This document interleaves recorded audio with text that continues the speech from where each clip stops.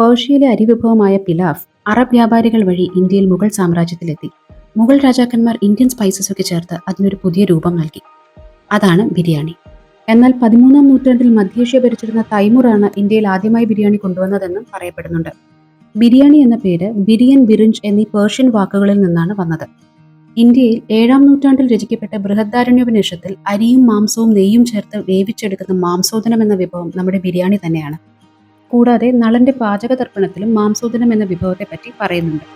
അതുപോലെ തമിഴ്നാട് ചരിത്രത്തിലെ സംഘകാലത്തിലെ പുറണനൂറ് എന്ന ഗ്രന്ഥത്തിൽ പരാമർശിച്ചിട്ടുള്ള ഊണുസൂറും ഇതുതന്നെയാണ്.